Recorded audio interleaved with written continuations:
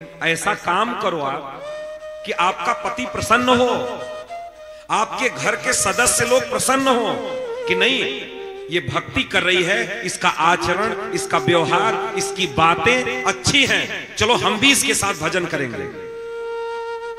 तुम्हारे तो आचरण को, तुम्हारे व्यवहार को देख करके तुम्हारे घर वाले ही तुमको गाली दे रहे हैं, वो क्या कभी भक्त बन पाएंगे? क्या कभी नहीं बना पाओगी। बाहर बाहर तुम घूमो, भक्त बनाओ, घर वालों को कभी भक्त नहीं बना पाओगे आप ऐसे। तो हमें क्या करना है? अब वो बात सुनो। ये तो बात हो गई कि हमें भक्त बन करके नहीं घूमना है, हमें अपने परिवार को देखना है कि हमारे कौन से व्यवहार से हमारा पति प्रसन्न होगा, हमारा बेटा प्रसन्न होगा, हमारी बहू प्रसन्न होगी कि वो लोग भक्ति मार्ग में आएंगे। ऐसा कौन सा हम कार्य करें? ऐसा कोई कार्य मत करना जिससे तुम्हारा दुष्प्रचार हो, भक्तों का अपमान हो। लोग भक्तों को गाली देते हैं, अरे सब यही रकम আছে, यही रकम कंठी पोरे আর তিলক করে এরা ঘুমছে, এদের ব্যবহার ভালো নাই। তোমাদের জন্য সাধুরা গালি খাচ্ছে, কি ভক্তি হবে? বলুন তো, ভক্তি হবে? তোমারও হবে না, আর তুমি কারোকে করাতে পারবে না। इसलिए अब ध्यान से सुनो जो मैं बोलने जा रहा हूं। हमें जाना है, सुबह उठ करके शौच करने के बाद स्नान करना है, हमको करना है। अगर हमारा पति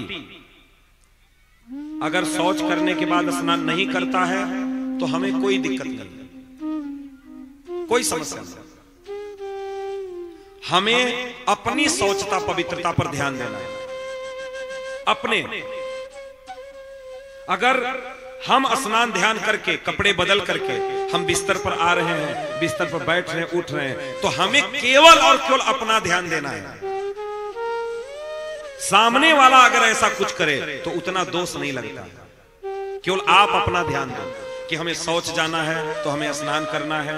हमारा जो नियम है हमें अपने तक रखना है।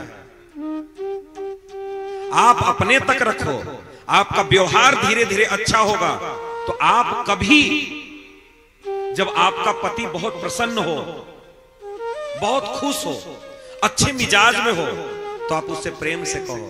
देखो कल कथा में सुने थे ना कि बाबा जी बोल रहे थे कि शौच के बाद स्नान भी करना चाहिए। उससे प्रेम से कहो, अगर वो मान जाए तो ठीक, जोर करे ना, एक आने बसबे ना, ओई जाओ स्नान करे আসো, अब बाड़ी को ঢুকবে না।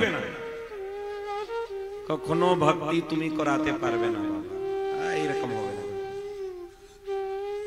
अपने को देखो, केवल अपने को।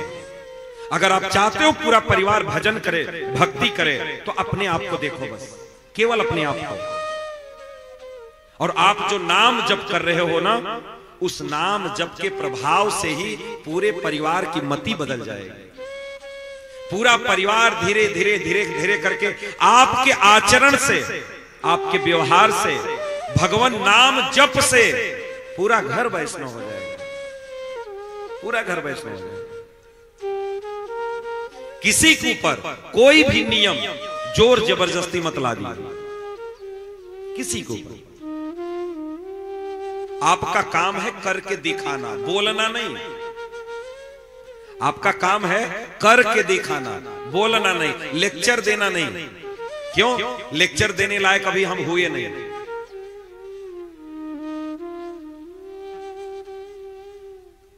हुए नहीं अभी।